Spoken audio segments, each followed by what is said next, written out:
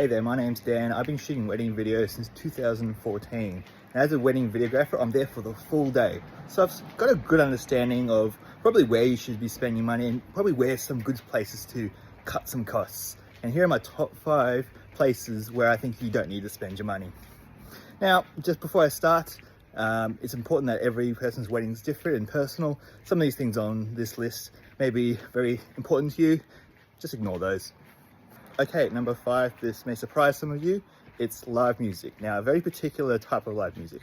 I think if you have live music while people are coming into the reception, fantastic. Don't cheap out on that. If you have a big band or a band that you love, big, 5-piece band, do that, go for it. You'll probably love it. It's great energy.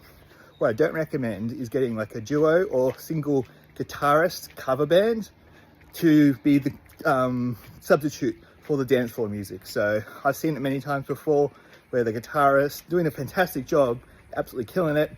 You'll chuck on some of the songs that you like from your childhood, and then the guitarist comes back on. And the covers just don't have that oomph and that childhood visceral memory that you have from those songs that you grew up with. And it just takes the energy out of the dance floor. I recommend you just keep on with those bangers from your childhood that everyone knows and loves, and I'll keep the energy going in the wedding. My number 4 would be a fancy cake. Now, it's important that you do have a cake that is somewhat special, but they're so expensive. Cakes can be over $1,000 sometimes for weddings, and it's really susceptible to the wedding tax. Save yourself some money, go get a normal cake from somewhere else and maybe put some interesting trinkets on it yourself, or have someone decorate it for you with simple decorations. You can save yourself a good $500 at the very least. All right, so number 3 on my list is another controversial one. And if you're after that traditional wedding and that's what you're definitely set on, completely ignore this one. This is for those people who want a bit more casual weddings. So let's be honest, lots of Aussies do want that. And that is sit-down meals. Now, not only is it a great cost cutting, but I think having canapes, finger foods, and food trucks, etc., it allows people to intermingle a lot better. So what I find often in weddings is if you have lots of tables, especially if there's tables that are far away, those people get siloed off and they're not interacting with other people across the room or people they just may never see again in their life. And I think a wedding day, one of the great things about a wedding day, not only is it 2 people getting together, it's everyone getting together again for one big celebration. And having finger food, allowing people to move around a bit more freely, or forcing them in some cases, just get people interacting more and having a more meaningful day, in my opinion. Yeah, and plus you save lots of money. So great one for the more informal weddings. Okay, on to my probably most confident pick for you not to get, and that is the limo. Now, honestly, like you're in the limo for maybe 30 minutes, hour tops if it's really far away. On average in Australia, it costs $1,100 for just the limo ride. Now, definitely you should be putting this money onto alcohol, onto food, onto decorations, onto the band. Like, you're just getting so much better value spending the money there. Do not ever prioritize the limo. It's just something that you just never remember 2 days after the wedding. The best moments in the wedding are never in the limo. Get your mate's fancy car. Just get a taxi, or get your dad to drive you there in an old sentimental car. So much better use of money anywhere else than the wedding, in my opinion. Before I tell you what number 1 is, there are 3 dishonorable mentions on things not to buy on your wedding day. Okay, number 1 would be the photo booth.